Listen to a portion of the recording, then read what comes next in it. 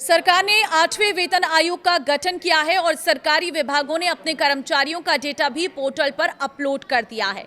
तो कब से ये वेतन आपके खाते में आएगा, उसके बारे में 5 बड़ी बातें सामने आई है। ध्यान से सुनना, इस वीडियो में सारी जानकारी आपको मिल जाएगी। नमस्कार, मैं हूं आपके साथ ममता तिवारी और आप देख रहे हैं न्यूज़ 18 का डिजिटल प्लेटफॉर्म। कर्मचारियों और पेंशन संगठनों के साथ आयोग लगातार बैठक कर रहा है।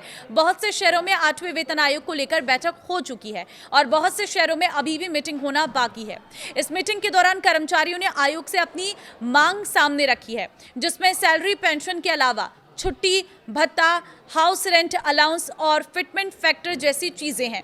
इन्हीं मांगों के आधार पर आयोग अपनी रिपोर्ट सरकार को सौंपेगी।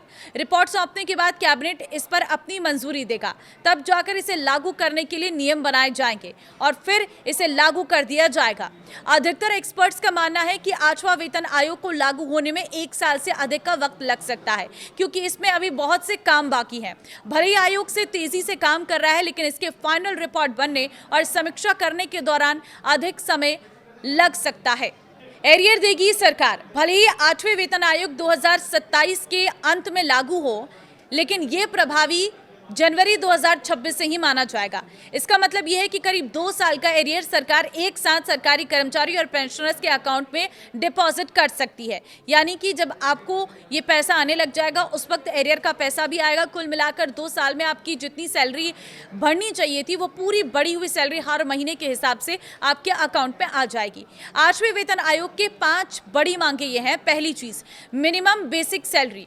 NCJCM ने मांग की है कि कम से कम बेसिक सैलरी को 18,000 रुपए से बढ़ाकर 69,000 रुपए कर दिया जाए। यह मांग फैमिली की जरूरतों और महंगाई को ध्यान में रखकर तैयार किया गया है। दूसरा है फिटमेंट फैक्टर। कर्मचारियों ने एक बड़ी मांग फिटमेंट फैक्टर को लेकर भी की है। कर्मचारियों की मांग है कि सरकार फिटमेंट फैक्टर को बढ़ाकर 3.83 कर दे। फिटमेंट फैक्टर के आधार पर ही बेसिक सैलरी में इजाफा करता है। अगर 3.83 फिटमेंट फैक्टर होता है तो ही कर्मचारियों की मिनिमम बेसिक सैलरी 69,000 रुपए होगी। तीसरी बड़ी बात है, हर साल 6% सैलरी पर बढ़ोतरी। कर्मचारियों की मांग सैलरी में हर साल बढ़ोतरी की भी है। सरकारी कर्मचारी मांग कर रहे हैं कि कम से कम उन्हें हर साल 6% की वेतन बढ़ोतरी मिले, ताकि उन्हें महंगाई से मुकाबला करने में आसानी हो। और चौथा, पुरानी पेंशन योजना OPS बहाल।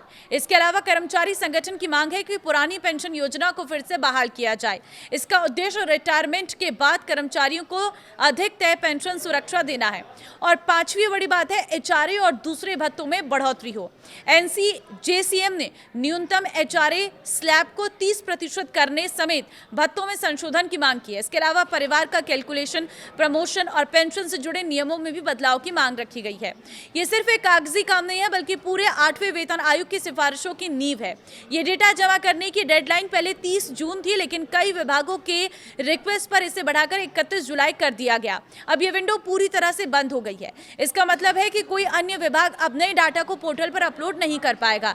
जिस हिसाब से 8वें वेतन आयोग पर काम चल रहा है, उस हिसाब से एक्सपर्ट्स अनुमान लगा रहे हैं कि 2027 में इसे लागू कर दिया जाएगा। हालांकि 8वां वेतन आयोग 2026 से ही प्रभावी माना जाएगा।